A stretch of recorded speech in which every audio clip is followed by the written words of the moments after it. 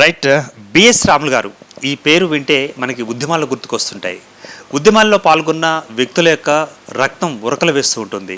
మరి 75 ఏళ్ల ప్రస్థానంలో 25 ఏళ్ల సాహిత్య ఆ, కథనాన్ని ఆయన అదేవిధంగా సాహిత్య ప్రయాణాన్ని కొనసాగించారు. మరి ఈ 25 ఏళ్ల ఈ యొక్క సాహిత్య ప్రయాణంలో ఎన్నో ప్రభుత్వాలను చూశారు. మరి ఎన్నో ఉద్యమాలలో పాల్గొన్నారు. మొత్తానికి ఆయన 75వ సంవత్సరం, సో ఇటీవల కాలంలో 75 సంవత్సరాలు పూర్తయిన సందర్భంగా అమృతోత్సవం కూడా నిర్వహించుకోవడం జరిగింది. ఈ సందర్భంగా ఎస్ఎన్టీవీ తెలుగు మరి ఆయనను పలకరించే ప్రయత్నం చేస్తుంది. ఒకసారి పలకరిద్దాం. సార్ నమస్తే అండి. ముందుగా మీకు జన్మదిన శుభాకాంక్షలు అండి. రైట్ అండి. ముందుగా చెప్పండి, ఈ 25 ఏళ్ల ప్రస్థానంలో మీరు ఏ ఏ ప్రభుత్వాలను చూశారు, ఏ ఏ ప్రభుత్వాలు ఎలా ఉన్నాయి, మీ సాహిత్యం ద్వారా ప్రభుత్వాలను కదిలించారా? ఈ 25 ఏళ్ల సాహిత్య ప్రస్థానం తెలంగాణలో కథ, నవల, నవల, సాహిత్య విమర్శ, తత్వశాస్త్రం అనే అంశాల మీద తెలంగాణలో ఏం జరిగింది 2000 సంవత్సరం నుంచి 2024 వరకు అనేది సెమినార్ పెట్టడం జరిగింది. ఈ 25 సంవత్సరాలలో మనకి గత శతాబ్దంలో గత సహస్రాబ్దం ముగింపు, శతాబ్దం ముగింపు, ఇప్పుడు కొత్త శతాబ్దం ప్రారంభం, కొత్త శతాబ్దం సహస్రాబ్దం ప్రారంభం. కనుక ఇది ఒక ప్రత్యేకత అని చెప్పేసి దాని గురించి ఒక 25 ఏళ్ళది అంటే పావు శతాబ్దంకి సంబంధించినటువంటి తెలంగాణ సాహిత్యాన్ని, ఆ సిద్ధాంతాలను, కథా, నవల, సాహిత్య విమర్శని ఒక సమీక్షించాలని చెప్పేసి ఈ కార్యక్రమం పెట్టడం జరిగింది. ఆ 25 ఏళ్ళు మనం కనుక తీసుకునేది అయితే 96-97 నుంచి ఏదైతే ప్రారంభమైందో తెలంగాణ ఉద్యమం, అది ఉధృతమయ్యి ఆ తర్వాత ప్రత్యేక తెలంగాణ రాష్ట్ర సాధన కోసం అన్ని రంగాలు మలుపు తిరిగినప్పుడు అన్నిటికన్నా బాగా వేగంగా ముందుకు కదిలింది పాట. ఆ పాట ఎన్ని రకాలుగా వచ్చింది, పాటకు దృశ్య రూపం ఇచ్చారు తెలంగాణ ధూమ్ధామ్ ద్వారా. అట్లా ధూమ్ధామ్, అలాగే తెలంగాణ సంస్కృత సమాఖ్య, ఇంకా రకరకాల రూపాల్లో ఇవ్వడం జరిగింది.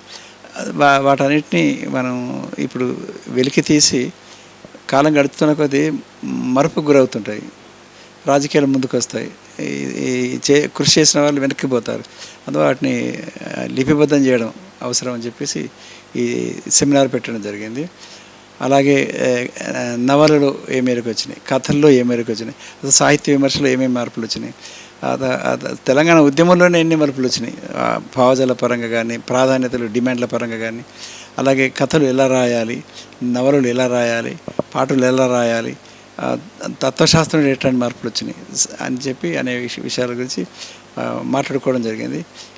ఆ విషయంలో నా విషయంలోకి వస్తే, నేను అధ్యయనం చేసిన మేరకి మనకి తెలంగాణ రాష్ట్ర సాధనలో భోజన తెలంగాణ అన్నారు, నూతన ప్రజాస్వామిక తెలంగాణ అన్నారు, తర్వాత భౌతిక తెలంగాణ అన్నారు. ఇట్లా రకరకాల పేర్లు పెట్టినారు. అన్నిటికన్నా ముఖ్యంగా సరిహద్దులతో కూడుకున్న తెలంగాణ వస్తే చాలని ముందు అన్ని చివరికి అందరూ ఏకం కావడం జరిగింది. దానికి అనుకూలంగా ఒకే డిమాండ్ తోటి ముందుకు పోవడం జరిగింది. దానివల్ల బీసీ సాహిత్యము, ఎస్సీ సాహిత్యము, బీసీల డిమాండ్లు, ఎస్సీల డిమాండ్లు, ఎస్టీల డిమాండ్లు, అలాగే మహిళల డిమాండ్లు అన్నీ ఇప్పుడు వెనక్కి తిరిగి ఆలోచించి కొన్ని చూసుకుంటే ఆ తెలంగాణ రాష్ట్రం, తెలంగాణ అధికారం, తెలంగాణ రాజకీయ పార్టీలకు పరమైపోయింది. కానీ ఈ అస్తిత్వ ఉద్యమాలు ఏవైతే ఉన్నాయో, బీసీ అస్తిత్వ ఉద్యమం, ఎస్సీ దళిత అస్తిత్వ ఉద్యమాలు, మహిళలు, దళిత మహిళలు, బీసీ మహిళలు, ఈ ఉద్యమాలన్నీ వెనుకబట్టిపోయినాయి. ఈ కరోనా వచ్చి మరింత వెనుకబట్టేసింది. దాని నుంచి కరోనా నుంచి ఎలా అయితే మనుషులు కోలుకున్నారో, మెల్లిమెల్లిగా 15-20 సంవత్సరాల తర్వాత ఈ అస్తిత్వ ఉద్యమాల సాహిత్యం మెల్లిమెల్లిగా కోలుకుంటూ ముందుకు రావడం జరుగుతున్నది. ఇప్పుడు అదేవిధంగా మనం చూసినట్లయితే ఈ యొక్క సాహితీ ప్రస్థానం ఏదైతే ఉందో, ఈ సాహితీ ప్రస్థానంలో మీరు సుమారు ఒక 4-5 ప్రభుత్వాలను చూస్తుంటారు. ప్రభుత్వాలు మారుతున్నాయి, కానీ మరి తెలంగాణ ప్రజల యొక్క వారి యొక్క భవితలు ఏమన్నా మారాయా? మీరేమన్నా దాని గురించి ఏమన్నా సాహిత్యీకరించారా? ఏం జరిగిందంటారు? ప్రభుత్వాలు మారుతున్నాయి, నినాదాలు మారుతున్నాయి, పథకాల యొక్క పేర్లు మారుతున్నాయి, బడ్జెట్లు అంతే ఉంటున్నాయి. అన్నిటికన్నా విషాదకరమైన విషయం ఏంటంటే, మద్యపానం ద్వారా డబ్బు సంపాదించి అది ప్రజలను నోళ్ళు కొట్టి తాగించి డబ్బు సంపాదించి ఆ తర్వాత అది ప్రభుత్వ ఖర్చు కింద ఖర్చు పెట్టడం అనేది విషాదకరమైన విషయం. దానివల్ల ప్రభుత్వానికి ఇవాళ 30,000 కోట్ల రూపాయల ఆదాయం రావచ్చు. 1,00,000 కోట్ల పైన దాని మీద టర్నోవర్ అవుతుంది బార్ షాపులలో అమ్మడం కొనడం అన్నిటి ద్వారా. అంటే 1,00,000 కోట్ల రూపాయలు ప్రజల ధనం వృధా అవుతున్నది. అది డాక్టర్లు కావచ్చు, ఇంజనీర్లు కావచ్చు, వాళ్ళు కాంట్రాక్టర్లు కావచ్చు, ఉద్యోగస్తులు కావచ్చు, పేదలు కావచ్చు. 1,00,000 కోట్ల రూపాయలు వృధా కావడం అని అంటే దానివల్ల ఇంట్లో గృహహింస ఎంత ఇది ఉంటుంది, నేరాలు ఎన్ని పెరుగుతున్నాయి. దీన్ని ఎవరు పట్టించుకోవడం లేదు, దాన్ని వెలికి రానివ్వడం లేదు. ఈ 1,00,000 కోట్ల రూపాయలు ప్రజలకే కనుక మిగిలి ఉంటే వాళ్ళ 1,00,000 కోట్ల వాళ్ళ యొక్క కొనుగోలు శక్తి పెరుగుతుంది. అంటే పిల్లల్ని మంచిగా చదివించుకోవచ్చు, బట్టలు మంచిగా కుట్టించవచ్చు, తర్వాత ఆరోగ్యకరమైన ఆహారం తీసుకోవచ్చు, పిల్లలకి భార్య పిల్లలకి అందరికీ ఆరోగ్యం ఉండవచ్చు. ఈ కొట్టుడు తాగి పడు అనారోగ్యం పాల్గొవడం, గృహహింస ఇవన్నీ తగ్గిపోతాయి, నేరాలు కూడా తగ్గిపోతాయి. అయితే ప్రభుత్వానికి ఆదాయం తగ్గుతుందా? ఏమీ తగ్గదు అని బీహార్లో మద్య నిషేధం నిరూపిస్తున్నది. అలాగే కేరళలో కూడా పాక్షిక నిషేధం పెట్టారు. అంటే 3 స్టార్ హోటల్, 5 స్టార్ హోటల్లో మాత్రమే మద్యం అందుతూ మిగతా ప్రజలకు అందకుండా చేశారు. అయినా కూడా వాళ్ళకు కొంత ఆదాయం 6,000 కోట్ల ఆదాయం వస్తున్నది. మరి మన బీహార్లో మొత్తం తీసేశారు. ఎందుకు మరి ఆదాయం వస్తున్నది? వీళ్ళు కొనుగోలు శక్తి పెరిగింది. ఈ కొనుగోలు శక్తి ద్వారా ఏది కొన్నా సరే GST ద్వారా, పెట్రోల్ కొంటే పెట్రోల్ ద్వారా, భూముల అమ్మకాలు కొనుగోలు చేస్తే దాని ద్వారా సుమారుగా ప్రజల దగ్గర 100 రూపాయలు ఉంటే 48 రూపాయల దాకా ప్రభుత్వానికి ఆదాయం వస్తుంది రకరకాల రూపాయలలో. ఇప్పుడు ఏదైతే మనం ఒక సరుకు కొంటామో కొన్న తర్వాత 18 రూపాయలు, మళ్ళీ వాళ్ళు కూడా మన ఇన్కమ్ ట్యాక్స్, ఆ తర్వాత మళ్ళీ వాళ్ళు GST మళ్ళీ కట్టాల్సి ఉంటుంది. అట్లా 3 రౌండ్లలో సుమారుగా సగం 1,00,000 కోట్లు ప్రజలకు వచ్చిందంటే 50,000 కోట్లు వస్తాయి. ఇంతకన్నా నిదానికి ఎక్కువ ఆదాయం వచ్చే అవకాశం ఉంటుంది. కాకపోతే ఒక 2 నెలలు కష్టం అవుతుంది. గత 30 సంవత్సరాలుగా ప్రైవేటీకరణ పేరిట ప్రభుత్వం యొక్క డబ్బుని, సంపదని ప్రైవేటు వ్యక్తులకు, ప్రైవేటు సంస్థలకు అప్పగిస్తున్నారు. ఆరోగ్యశ్రీ పేరిట ప్రైవేటు హాస్పిటల్స్కి అవి పెరగడానికి ఉపయోగపడుతున్నాయి. ఆ ప్రైవేటు కాలేజీల పేరిట దానికి ఫీజు రింబర్స్మెంట్ ఇస్తున్నారు. నిజానికి ఆ డబ్బుతో ఇప్పుడున్న ప్రైవేటు సూపర్ స్పెషాలిటీ హాస్పిటల్ కన్నా పెద్ద పెద్ద హాస్పిటల్స్ ప్రతి కొత్త జిల్లాల స్థాయిలో 1,000-2,000 బెడ్స్ తోటి కట్టవచ్చు. కానీ ఆ ప్రైవేట్ వ్యక్తులు ఎవరైతే ఉన్నారో వాళ్ళు బలీయమైన శక్తిగా ఉండి ఒక లాబీకి ఏర్పడి ఉండడం వల్ల ఆ ప్రైవేట్ వ్యక్తులకి, ఆ ప్రైవేట్ సంస్థలకి మనకి ఇది ఇవ్వడం జరుగుతుంది. వైద్య సదుపాయాలు ఇస్తున్నాము అని. అలాగే ఫీజు రీయింబర్స్మెంట్. ఎందుకు గవర్నమెంట్ గవర్నమెంట్ కాలేజ్ పెట్టకూడదు? ఉస్మాన్ యూనివర్సిటీలో ఇప్పటి వరకు కూడా ఉస్మాన్ యూనివర్సిటీ అండర్లో కానీ, JNT అండర్లో కానీ ప్రభుత్వం తరఫున బీటెక్ సీట్లు ఎందుకు పెరగలేదు? 20 సంవత్సరాలు ఎందుకు పెంచట్లేదు? డబ్బులు లేవా? 80,000 కోట్ల రూపాయలు కాలేజీకి వస్తాయి, ఇంకో దానికి వస్తాయి. 30,000 కోట్ల రూపాయలు అదే రైతులకు ఇవ్వడానికి వస్తాయి. 10,000 కోట్ల రూపాయలు 6 నెలలకు ఒకసారి ఇవ్వడానికి రైతు బంధుకు వస్తాయి. వీటికి వస్తే కానీ ఈ విద్యకు రావా? ఇదంతా ప్రజలు ఎదగాలనే తత్వంతో కాకుండా ప్రజలని ఎలాగైతే ఎట్లయితే ఉన్నారో అదే పేదరికం ఉంచడం కోసం చేస్తున్న ప్రయత్నం. ప్రజలు ఎదగాలనుకుంటే ఇప్పుడు స్కిల్స్ యూనివర్సిటీ అన్నారు ఇవాళ. అలాంటి స్కిల్స్ యూనివర్సిటీ 10 పెట్టాలి. చైనాలో ఉన్నట్టు తయారవుతున్న సరుకులు మనం ఇక్కడ దిగుమతి చేసుకుంటున్నాము. 60 లక్షల కోట్ల సరుకులు, ఎలక్ట్రానిక్ వస్తువులు, కంప్యూటర్ వస్తువులు దిగుమతి చేసుకుంటున్నాము. ఆ 60 లక్షల కోట్లు మిగడమే కాకుండా 60 లక్షల మందికి ఇక్కడ ఉపాధి దొరుకుతుంది. కానీ అది మనం చేయట్లేదే. అది చేయాల్సిన బాధ్యత మన మీద ఉన్నది. అందువల్ల ఈ ఆరోగ్యశ్రీ తరఫు నుంచి కానీ, హాస్పిటల్ తరఫు నుంచి కానీ, ప్రైవేటు ఫీజు రింబర్స్మెంట్స్ తరఫు నుంచి కానీ ఇవన్నీ ప్రభుత్వ పాఠశాలని, ప్రభుత్వ కళాశాలని, ప్రభుత్వ యూనివర్సిటీని పెంచాలి. అరే బీసీ కమిషన్ చైర్మన్ ఉన్నప్పుడు చూశాను, ఉస్మాన్ యూనివర్సిటీలో 1350 పోస్టులకి 850 పోస్టులు ఖాళీ ఉన్నాయి, వాటి నింపలేదు. మరి ఇక విద్య ఎట్లా సాగుతుంది? అంటే విద్యా ప్రమాణం పడగొట్టారైనా, పడగొడితే మరి సమాజం ఎట్లా బతకాలి? విద్య ద్వారానే సమాజం జ్ఞానవంతం అవుతుంది, అనేక రంగాలు ఎదుగుతారు, ఎంటర్ప్రెన్యూర్షిప్ పెరుగుతుంది. ఎంటర్ప్రెన్యూర్షిప్ పెరిగేటువంటి వాళ్ళ కోసం ఇచ్చేటువంటి BC SC STలకు ఇచ్చేటువంటి రుణాలు, లోన్స్ అనేది మొత్తం ఆగిపోయింది. టీఆర్ఎస్ ప్రభుత్వంలో 1 సంవత్సరం ఇచ్చేసారు, ఆ తర్వాత మొత్తం ఆపేశారు.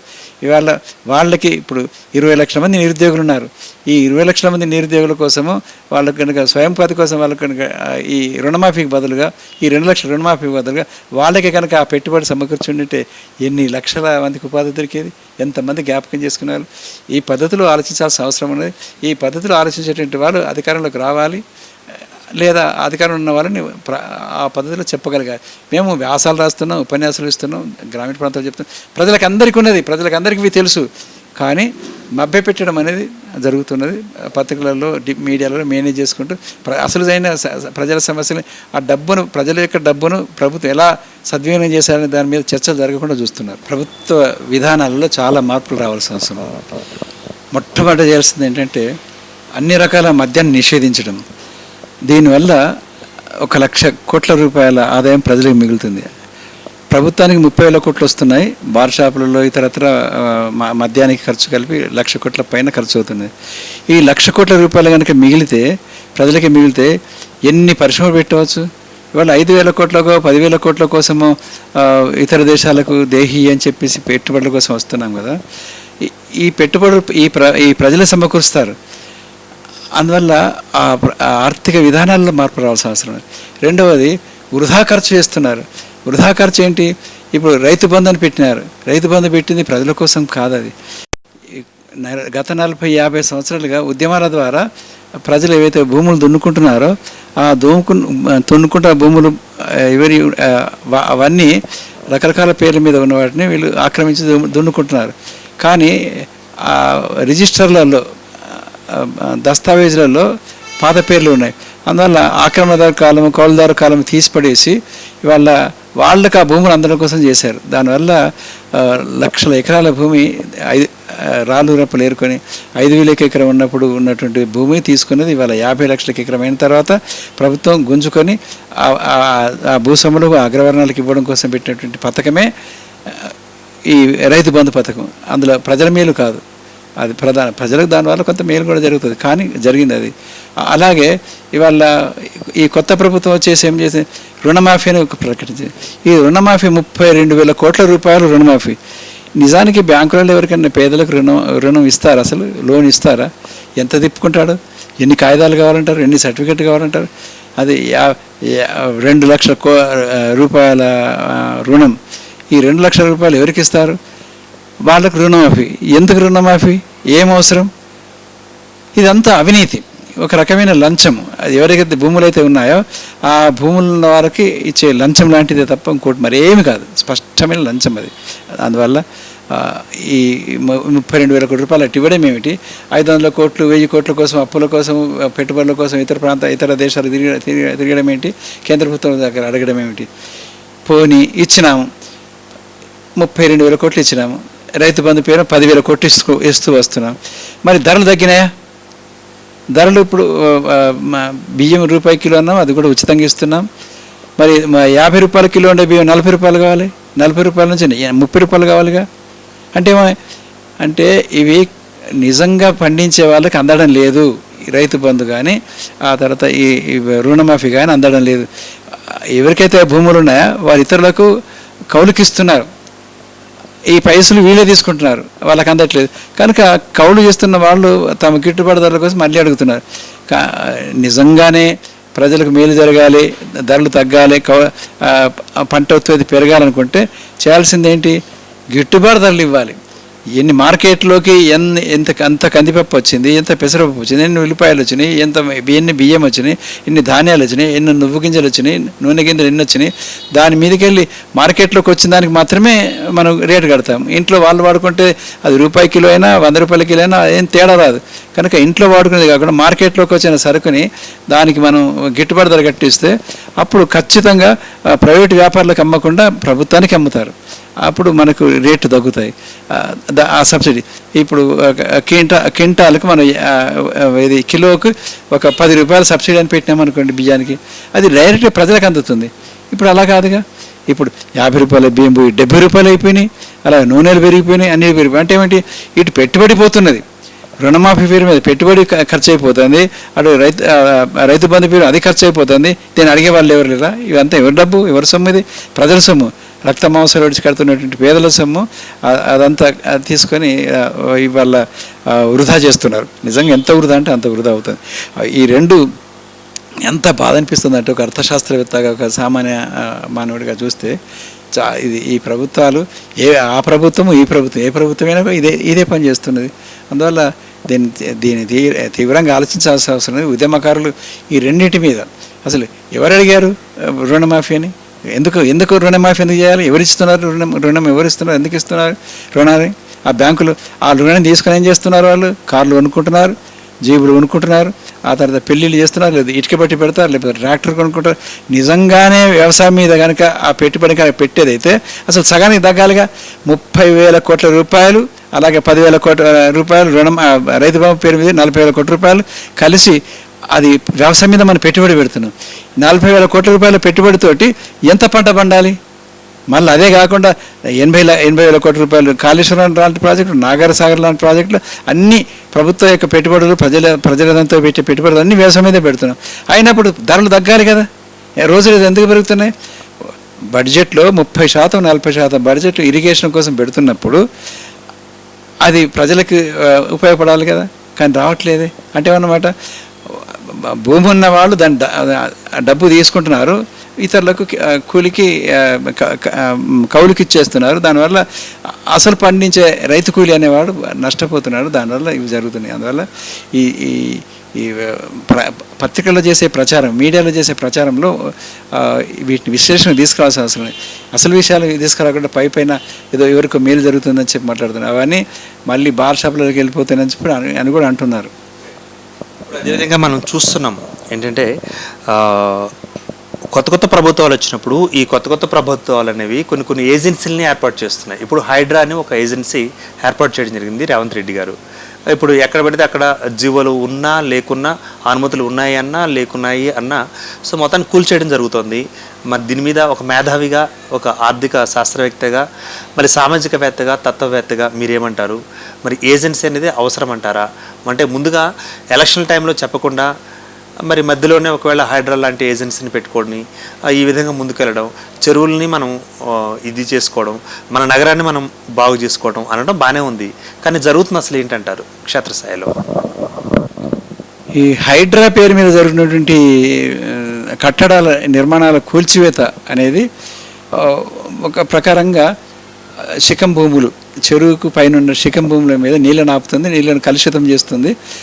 ఆ తర్వాత నాలాలు వర్షపు నీరు పోవడానికి తోవలేకుండా అయిపోతుంది అని చెప్పేసి చాలా కాలం నుంచి ప్రజలు కోరుతున్నారు. ఓకే, దాన్ని ఇప్పుడు కొల్లగొడదామని కొల్లగొట్టడం కోసం ముందుకు వచ్చినారు.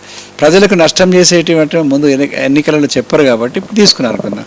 అయితే ఇది కొంతకాలంతో ఆగిపోతుంది, వారం 15 రోజుల తర్వాత ఆగిపోతుంది. ఎందుకంటే ఇది ఇలా అది తీసుకున్న తర్వాత అందరూ ఎవరైతే దానివల్ల నష్టపోతున్నారో వాళ్ళంతా సంఘటితమవుతారు. సంఘటితమై లాబీలు మెయింటైన్ చేస్తారు. ఆ లాబీలు ప్రభుత్వాన్ని కూల్చే ప్రయత్నం చేస్తారు, లేదా ఆ ప్రభుత్వాలకు ఆర్థికంగా, నైతికంగా మద్దతు ఇచ్చే ప్రయత్నం చేస్తారు. ఆ పార్టీ నాయకులకు కానీ ప్రభుత్వాన్ని కానీ నైతిక మద్దతు ఇచ్చే ప్రయత్నం చేస్తారు. అంటే దాన భేద దండోపాయాల ద్వారా దాన్ని నిలబెడతారు. అసలు అంతెందుకు, ప్రభుత్వమే అవినీతిని ఆమోదిస్తూ బిల్డింగ్ రెగ్యులేషన్ అని చెప్పేసి అనుమతి లేకుండా కట్టిన వాటికి డబ్బులు తీసుకొని 25% కట్టండి, 30% కట్టండి అని చెప్పి డబ్బులు తీసుకొని అనుమతి ఇస్తున్నప్పుడు ఇది హైడ్రాతో కొలగొడుతున్నామనేది ఒక రకంగా హాస్యాస్పదమైన విషయం. ఎందుకంటే అది మన భూములు ఆక్రమించింది వాస్తవమే, కట్టింది వాస్తవం, దానివల్ల పర్యావరణకు నష్టం వాస్తవం, అన్ని నష్టమే. కానీ మరి ఒకవైపు కట్టుకున్న వాటికి డబ్బులు తీసుకొని 3 అంతస్తులకు 5 అంతస్తులు కట్టుకుంటే, అసలు పర్మిషన్ లేకుండా కట్టుకుంటే దానికి బిల్డింగ్ రెగ్యులరేషన్ అని 2 సంవత్సరాలకు ఒకసారి 20 ఏళ్ళ నుంచి 30 ఏళ్ళ నుంచి తెస్తూనే ఉన్నారుగా. దీనికి ఏమంటాం? 40 ఫీట్ల రోడ్డు బదులు 20 ఫీట్ల రోడ్డు పెట్టేసి ఆ రోడ్డు అంతా ఆక్రమించేసి కట్టుకున్న దానికి డబ్బులు ఇస్తే రోడ్డు వెడలిపోతుందా? మరి ఎందుకు ఇస్తున్నారు? ద్వంద్వ ప్రమాణాలు కాదా అవి? అయితే ఆ సంఘటిత శక్తి, వాళ్ళ సంఘటిత శక్తిగా ఎదిగి వాళ్ళు తప్పకుండా ప్రభుత్వాన్ని మేనేజ్ చేస్తారు. ఆ మేనేజ్ ఎన్నో రకాలుగా ఉంటుంది. అది పార్టీ ఫండ్ ఇవ్వచ్చు, ఆ తర్వాత మేనేజ్ చేయవచ్చు, ఢిల్లీలో వచ్చి మేనేజ్ చేయవచ్చు, ఢిల్లీ పెద్దలను కలిసి మేనేజ్ చేయవచ్చు, ఏదైనా చేయవచ్చు. అందువల్ల ఎందుకంటే కోట్ల రూపాయల పెట్టుబడులు కదా, అందువల్ల వాళ్ళు మేనేజ్మెంట్ చేస్తారు, కోర్టుకు వెళ్తారు. నిన్ననే ఒక జర్నలిస్ట్ చెప్తున్నాడు, సీనియర్ జర్నలిస్ట్, ఇప్పుడు అసలు ఏమాత్రం పని లేనటువంటి అడ్వకేట్లకు కూడా, సాదా అడ్వకేట్లకు కూడా విపరీతమైన పని, అసలు శ్వాస ఆడలేనంత పని పెరిగిందట ఇప్పుడు ఈ హైడ్రా వల్ల.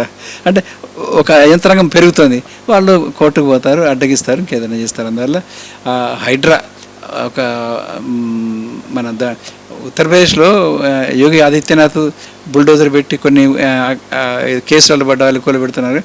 అది చాలా కాలం నుంచి అది ప్రచారం జరుగుతుంది కాబట్టి ఇలా కూలగొట్టడం వల్ల ఎక్కువ ప్రతిస్పందన రావట్లేదు. కానీ ఎవరైతే బాధితులు అవుతారో వాళ్ళు తప్పనిసరిగా ప్రభుత్వాన్ని మెయింటైన్ చేస్తారు, కంట్రోల్ చేస్తారు. ఎందుకంటే వాళ్ళంతా పౌరులే కదా, వాళ్ళంతా అనామకులు కాదుగా. ఇప్పుడు అదేవిధంగా మనం చూస్తున్నాం, సెక్రటేరియట్ నిర్మించుకోవడం జరిగింది. సెక్రటేరియట్ ముందు ఎవరి విగ్రహాన్ని ఏర్పాటు చేయాలన్న విషయంలో రేవంత్ రెడ్డి గారి సర్కారు కూడా కొంత ఏమంటారు దానికి అసమ్మతిని కానీ లేకపోతే సెగలపోగలను కానీ అంటే మరీ ముఖ్యంగా ఇప్పుడు కేటీఆర్ గారు ఏమన్నారంటే ఒక విగ్రహాన్ని తెలంగాణ తల్లి అక్కడ విగ్రహాన్ని ఏర్పాటు చేయాలని, లేదా రేవంత్ రెడ్డి గారేమో మేము రాజీవ్ గాంధీ విగ్రహం ఏర్పాటు చేస్తామని, ఇలా వివాదం కొనసాగుతుంది కదా. ఈ వివాదం పట్ల మేధావి వర్గంగా మీరేమంటారు? కాంగ్రెస్ పార్టీ అధికారంలో ఉన్నది కాబట్టి కాంగ్రెస్ పార్టీ తరఫున రాజీవ్ గాంధీని గౌరవించడం ద్వారా సోనియా గాంధీని వారి రాహుల్ గాంధీకి సంతోషంగా ఉంటుంది కదా అనే దాంతో ఆయన కూడా బలిదానం చేశాడు కదా, అందువల్ల అది ఆలోచన మంచిది. కానీ తెలంగాణ తల్లి విగ్రహం కూడా పెడతానంటున్నారుగా, కనుక దాంట్లో వైవిధ్యం ఏమీ లేదు. తెలంగాణ తల్లి పెట్టవచ్చు, అంబేద్కర్ ఎట్లాగ పెట్టావు, ఆ తర్వాత మహాత్మా జ్యోతిరావు ఫూలేది, ఆ తర్వాత సావిత్రిబాయి ఫూలేవి కూడా మన ప్రజాభవన్ దగ్గర చక్కగా అద్భుతంగా విగ్రహాలు పెట్టుకోవచ్చు. ఇప్పుడు విశాలమైన ప్రాంతం ఉంది. తర్వాత సెక్రటేరియట్లో మధ్యలో ఎంత స్థలం ఉంది, ఆ తర్వాత బయట కూడా ఎంత స్థలం ఉంది. 50 విగ్రహాలు పెట్టుకోవచ్చు. మన జాతి మహనీయులు అందరు కలిపి జాతీయ అంతర్జాతీయ విగ్రహాలు నేనే పెట్టుకోవచ్చు. దానికి కాంట్రవర్సీ చేయాల్సిన పనే లేదు. కేటీఆర్ గారు ప్రజల మధ్యకి వెళ్ళలేక, ప్రజల సమస్యలు పట్టించుకోలేక పేపర్ స్టేట్మెంట్లకు, టీవీలకు గతంలో ఉన్న అధికారం హోదాను అనుసరించి స్టేట్మెంట్ ఇవ్వడంతో బతుకుతున్నారు తప్ప నిజానికి ప్రజల దగ్గరికి వెళ్ళాలిగా. ప్రజల దగ్గరికి వెళ్ళి ఒక రాష్ట్ర పార్టీ నాయకుడిగా ప్రజల దగ్గరికి వెళ్ళి ప్రజల సమస్యలు ఏమిటో వాటిని చెప్పాలి. కానీ ప్రభుత్వం చేసే నిర్ణయాల మీద మాత్రమే ఇదంటే అది, అదంటే ఇది అని మాట్లాడుతున్నారు. అది సరైనది కాదు. ఇప్పుడు అదేవిధంగా ఇప్పుడు మనకి బీజేపీ, మరి అట్లాగే బీఆర్ఎస్, అట్లాగే కాంగ్రెస్. సో కాంగ్రెస్ పార్టీ బీజేపీలో కలుస్తుందని కొన్నిసార్లు, లేదా బీఆర్ఎస్ వెళ్ళి బీజేపీలో కలుస్తుందని మరికొన్నిసార్లు ప్రచారం జరుగుతోంది. ఏ పార్టీలో కలిసే అవకాశం ఉందంటారు? అసలు అట్లా జరుగుతున్న ప్రచారం పట్ల మీరు ఖండిస్తున్నారా? ఏమంటారు దాన్ని? అంటే బీఆర్ఎస్ వెళ్ళి బీజేపీలో కలుస్తుందని కాంగ్రెస్ అంటుంది. కాంగ్రెస్ వాళ్ళు ఇట్లా అంటుంటే వాళ్ళేమో కాంగ్రెస్ ప్లస్ బీజేపీ కలవబోతుందని వాళ్ళు అంటున్నారు. ఏది కరెక్ట్ అంటారు? అసలు ఇటువంటి వ్యాఖ్యలు అవసరం అంటారా? గుర్రపందాలు జరుగుతుంటాయి. ఆ డర్బీలో ఇది గెలుస్తుంది అది గెలుస్తుంది అని పోటీపడి ఆటలాడుతుంటారు. మళ్ళా బయట కూడా దాని పోటీ పెడుతుంటారు. పోటీపడి షరతులు కడుతుంటారు. అట్లాగే ఈ పార్టీ గెలుస్తుంది ఆ పార్టీ గెలుస్తుంది అని కూడా కడుతుంటారు. కోళ్ల పందాలప్పుడు కూడా కడుతుంటారు. క్రికెట్ అప్పుడు కూడా కడుతుంటారు. ఆ తర్వాత వాళ్ళే గెలవాలి వీళ్ళే గెలవాలని ఉంటుంది. ఇదంతా ప్రజలను మభ్యపెట్టి, ప్రజల సమస్య నుంచి మభ్యపెట్టి టైంపాస్ కావడం కోసము, ప్రజల సమస్యలు, నిజమైన సమస్యలు పత్రికలలో కానీ మీడియాలో కానీ రాకుండా టీవీల ద్వారా, పత్రికల ప్రకటనల ద్వారా, ఇలాంటి చర్చల ద్వారా తీసుకొస్తున్నారు. ఇది ఒక ఆట. రాజకీయ నాయకులు పేపర్లలో కనపడాలి, టీవీలలో కనపడాలి. ప్రజల సమస్య రావద్దు. నేను తిడతా, నువ్వు తిడతా. నేను తిట్టినా నా పేరు వినబడుతుంది, నువ్వు తిట్టినా నా పేరు వినబడుతుంది. ఏవైనా సరే పేర్లు అవే వినబడతాయి. కాకపోతే ఒక ప్రశంస, ఒక విమర్శ అనే పద్ధతులు వస్తాయి. అవేవి సరైనవి కావు. అవన్నీ అప్పటి ఎలక్షన్ల రాజకీయాలు అనుసరించి నడుస్తారు. ఎవరికి ఏ సిద్ధాంతాలు లేవు, వ్యక్తిగతంగా ఎవరికి ఏ సిద్ధాంతాలు లేవని అర్థమైపోయింది కదా. ఇప్పుడు పార్టీలు కూడా ఏ సిద్ధాంతాలు లేవని అర్థమైపోతుంది. ఎందుకంటే ఆ పార్టీ ఇంట్లో కలవాలి, ఈ పార్టీ అందులో కలవాలి. అప్పట్లో కాంగ్రెస్ పార్టీని టీఆర్ఎస్ కలుపుకున్నది. అప్పట్లో ఆలి నరేంద్ర పార్టీని టీఆర్ఎస్లో తెలంగాణ సమితిని విలీనం చేసుకున్నది. అప్పటి నుంచి మొదలుపెట్టేసి మన విజయశాంతి పార్టీని కూడా కలుపుకోవడం జరిగింది. ఇట్లా కలుపుకోవడం ఇక్కడ సిద్ధాంతాలు ఏమున్నాయి? వ్యక్తుల యొక్క వ్యక్తిత్వాలు, ఆ తర్వాత నాయకత్వం ఎవరికి అధికారం రావాలి అని. కాంగ్రెస్ వస్తే ఫలానా వారు ముఖ్యమంత్రి అవుతారేమో, ఫలానా వారు ఎమ్మెల్యే టికెట్ వస్తారేమో, బీజేపీ వస్తే ఫలానా వారు ముఖ్యమంత్రి అవుతారేమో. ఇవి తప్ప పాలసీలలో ఉన్న మార్పులు వచ్చినాయి. కాకపోతే వీళ్ళ విగ్రహం బదులు వాళ్ళ విగ్రహం బదులు వీళ్ళ విగ్రహం పెట్టుకుందాం అనుకుంటారు. అంతే తప్ప ఇవి నిజంగా ఒక రకంగా చెప్పాలంటే ప్రజల్ని మోసం చేసే మభ్యపెట్టే కుట్ర. అవి నిజమైన రాజకీయాలు కావు. అమెరికాలో రాజకీయాలు నడుస్తున్నాయంటే వాళ్ళు స్పష్టంగా ఉపాధ్యక్ష పోటీ చేసేవాళ్ళు, అధ్యక్షుడు పోటీ చేసేవాళ్ళు మా పాలసీ ఇది అని చెప్పి 6 నెలల ముందు నుంచి ప్రచారం చేసుకుంటున్నారు. ఆ పార్టీ సభ్యులు ఎవరు నిలబడాలని నిర్ణయిస్తున్నారు. ఇక్కడ అది ఎక్కడ ఉన్నది? అందువల్ల ఈ మారడం అనేది వ్యక్తుల స్థాయిలో మారుతున్నారు. అది ఆ పార్టీ స్థాయిలో పెరిగింది. అందువల్ల అందులోకి అంటే బ్రాండ్ ఇమేజ్ని మార్చుకోవడం కోసం, వాళ్ళ బ్రాండ్ ఇమేజ్ పెంచుకోవడం కోసం నిరంతరం చేసే ప్రయత్నము, అన్నిటికన్నా ముఖ్యంగా ప్రజల సమస్యలు చర్చకు రాకుండా చేస్తున్నారు. రైట్ అండి. ఇప్పుడు అదేవిధంగా మరి ఇప్పుడు ఫైనల్గా ఏం చెప్పుకుంటున్నామంటే, మనం 4 గోడల మధ్యలో కూర్చొని ఒక సాహిత్యాన్ని, ఒక గ్రంథాన్ని రచిస్తున్నాం. మీరు ఆ ప్రజాక్షేత్రంలోకి వెళ్ళి అన్ని చోట్ల తిరిగి కష్ట నష్టాలన్నీ తీసి గ్రంథస్థం చేస్తున్నారు. కానీ మీరు రాసిన సాహిత్యం ఏదైతే ఉందో, ఈ సాహిత్యం చూసి చదివి విని ప్రభుత్వాల్లో ఏమైనా మార్పులు వచ్చాయా, ఏమైనా మార్పులు తీసుకొచ్చాయా అన్నది నా ప్రశ్న. మార్పులు వచ్చినాయి. ప్రభుత్వాలకు వచ్చే నిర్ణయాలు ఎక్కడి నుంచి వస్తాయి? ప్రజలు అనేక రకాలుగా మాట్లాడుతుంటారు. కలెక్టర్లు చెప్పవచ్చు ఫీడ్బ్యాక్, ప్రిన్సిపల్ సెక్రటరీ చెప్పవచ్చు, ఎమ్మెల్యేలు చెప్పవచ్చు, ఎమ్మెల్యేలకు వాళ్ళకు ఓట్లు వేసినటువంటి ప్రజలు చెప్పవచ్చు. అట్లా ఎప్పటికప్పుడు వస్తుంటారు. అలాగే మేధావులు కూడా అనేక రకాలుగా ఆలోచిస్తారు. ప్రజల నుంచి వచ్చినటువంటి వాళ్ళు ప్రజల గురించి ఆలోచిస్తారు, అవి చెప్తుంటారు. నేను కూడా అలా ఎన్నో చెప్పాను, ఎన్నో ముందుకు రావడం జరిగింది. వాటన్నిటినీ ఇప్పుడు నేను ఇవి చెప్పాను, ఇవి చేయడం జరిగిందని చెప్పడం అనేది కొందరికి స్కోత్కర్ష, అంటే సొంత డబ్బా కొట్టుకున్నాడని ఫీలింగ్ వచ్చే అవకాశం ఉంది. నేను 1990 నుంచి గురుకుల పాఠశాలలు పెట్టాలని చెప్పేసి మాట్లాడుతున్నాను. ఈ హాస్టల్ యొక్క అసోసియేషన్ తరఫు నుంచి మాట్లాడుతున్నాం, చర్చలు చేసినాం. అది కేసీఆర్ గారితో కూడా కొన్ని వందల గంటలు డిస్కస్ చేసినాం. ఆ క్రమంలో ఇవాళ మండలానికి, నియోజకవర్గానికి ప్రాతిపదిక మీద SC, BC, ST, minority, boys and girls గురుకుల పాఠశాలలు ఏర్పడ్డాయి. అది మా కాంట్రిబ్యూషన్, సగర్వంగా చెప్తున్నాను. ఇవాళ 5,50,000 మంది బాలబాలికలు 5వ తరగతి నుంచి ఇంటర్మీడియట్, డిగ్రీ దాకా చదువుకుంటున్నారు. ఇంకా నా దూరదృష్టి ఏంటంటే, ఈ బీసీ డిపార్ట్మెంట్ నుంచి ఎదుగుతున్నటువంటి ఈ కాలేజీలు ఆ కాలక్రమంలో బీసీ డిపార్ట్మెంట్లో యూనివర్సిటీ కావాలి, ఎస్సీ డిపార్ట్మెంట్ నుంచి ఒక యూనివర్సిటీ కావాలి, ఎస్టీ నుంచి ఒక యూనివర్సిటీ, మైనారిటీ డిపార్ట్మెంట్ బడ్జెట్లో ఒక యూనివర్సిటీ. ఈ యూనివర్సిటీలు కావడం వల్ల జరిగే లాభం ఏమిటంటే, ఆయా సామాజిక వర్గాలకే దానిలో ఎక్కువ ప్రాధాన్యత ఉంటుంది. ఒక 70% బీసీ డిపార్ట్మెంట్, 70% బీసీలకే ఉంటుంది, 30% ఎస్సీలు, ఎస్టీలు, అదర్స్ అనేది ఉంటుంది. అలాగే ఎస్సీ దాంట్లో కూడా దీనివల్ల మాకు సీట్ రాలేదు అని చెప్పి ఇది ఎస్సీలు, బీసీలు బయట బాధపడాల్సిన అవసరం లేదు. అలాగే అగ్రకులాల వాళ్ళు మా సీట్ ఎత్తుకపోయినా రిజర్వేషన్ వెళ్ళని ఈర్ష్య పెంచుకోవాల్సిన అవసరం లేదు. బడ్జెట్ హెడ్ ఆఫ్ అకౌంట్ మార్చడమే కదా, బీసీ పేరు మీద బడ్జెట్ ఇచ్చేస్తే వస్తుంది. ఆ స్థాయిలో అందుకే కేజీటీ పీజీ విద్య అనే దాన్ని మేము ఇచ్చిన నినాదం యొక్క లక్ష్యం ఏంటంటే, అది ఆయా డిపార్ట్మెంట్ల ద్వారా యూనివర్సిటీలు ఏర్పాటు చేయాలి. కేంద్ర ప్రభుత్వం కూడా బీసీ డిపార్ట్మెంట్ ద్వారా, ఎస్సీ డిపార్ట్మెంట్ ద్వారా, ఎస్టీ డిపార్ట్మెంట్ ద్వారా, మైనారిటీ డిపార్ట్మెంట్ ద్వారా ఈ కేజీటీ పీజీ విద్య అంటే 5వ తరగతి నుంచి మనకి విద్యను ఏర్పాటు చేస్తే ఒక్క 10 సంవత్సరాలలోనే, కేవలం 10 సంవత్సరాలలోనే అందరూ డిగ్రీ పాస్ అవుతారు. నేనే ప్రధానమంత్రిని అయితే అనే ఉపన్యాసాలు ఇచ్చుకుంటూ నేను 30 సంవత్సరాలు మాట్లాడుతున్నాను.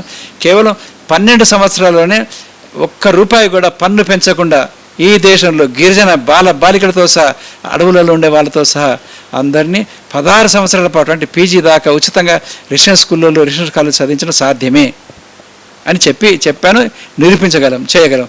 బడ్జెట్ని మనం పొదుపుగా వాడుకోవడంలో ఉంటుంది. రైట్. మరి మొత్తంగా ప్రొఫెసర్ బిఎస్ రాములు గారు తత్వవేత్త, అదేవిధంగా మరి సామాజిక ఏమంటారు ఉన్న ఏవైతే రుగ్మతలు ఉన్నాయో రుగ్మతల్ని సాహిత్యం ప్రక్రియలో మరి అందరికీ పంచే వ్యక్తి, మరి మనందరికీ కావాల్సిన వ్యక్తి, మేధావర్గానికి సంబంధించిన వ్యక్తి, తనకు అభిప్రాయాలను వ్యక్తీకరించడం జరిగింది.